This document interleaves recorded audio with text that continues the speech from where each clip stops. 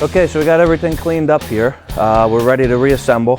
First thing we're gonna do is actually put the part in that lowers the bike, which is just an additional spring that we're gonna put on the bottom tube here.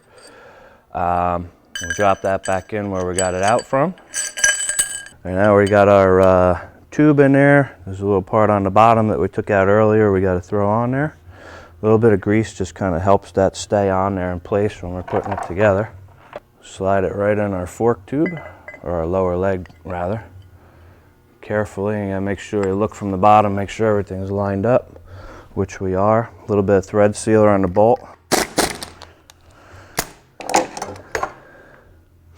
All right, now that we have our lower leg assembled, we gotta pop in our upper bushing. We did change the lower bushing earlier, which is just a matter of snapping it onto the fork tube so nothing gets banged up in there. I use a piece of pipe with a piece of paper on the inside so we don't scratch up the fork tube. Drive that in there. You can hear when it bottoms out. Slide the rest of our stuff back off. Our new seals we're using a leak-proof type, so they actually have a seal and then another washer that goes on top to back it up, which is basically the same.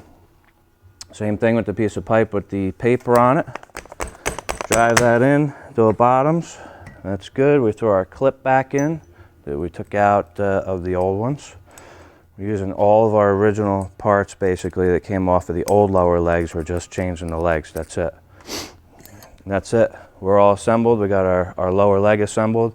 We can just throw our cap on there, which is just a trim piece. A little bit of grease around the O-ring on that doesn't hurt either, just to kind of keep things sliding nice.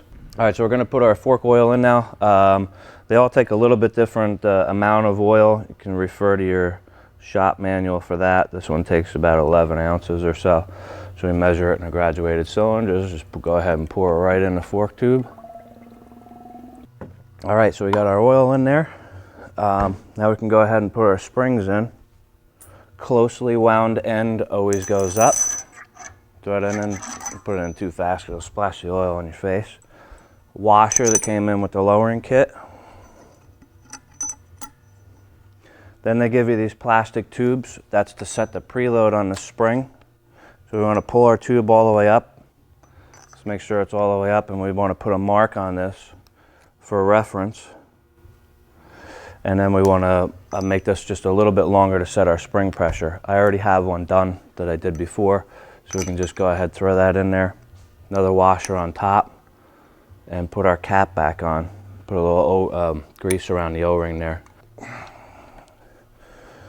Once we get it started, then we can just tighten it up. All right, so we got everything set up here, ready to go. Now we can put them back in the bike. Same way as they came out, just slide them on in there. All the way up, put our nut on the top. Just hold them up while we're getting everything together here.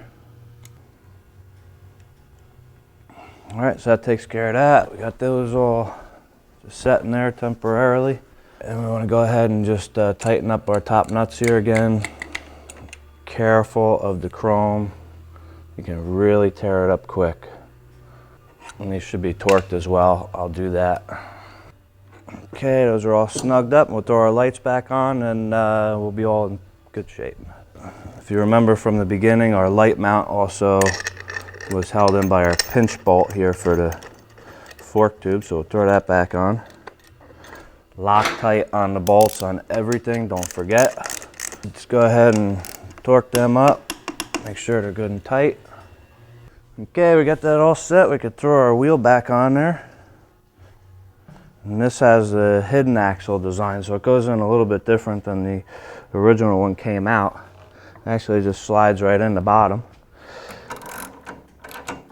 Then we can lower the front end back down right onto it. Again, I can't repeat it enough. Always use Loctite on your bolts. So we're just going to go ahead and torque these up, make sure everything's good. So we're going to just throw our brake caliper back on here. We did go ahead and change the pads. And we're just going to go ahead and torque them up like everything else, of course. Especially important with brakes. All right, so we're just going to throw our fender back. This is the final piece of the puzzle. Okay, that's the last of it. We're all set. We're gonna take this out for a test drive. Thanks for watching. We'll see you next time.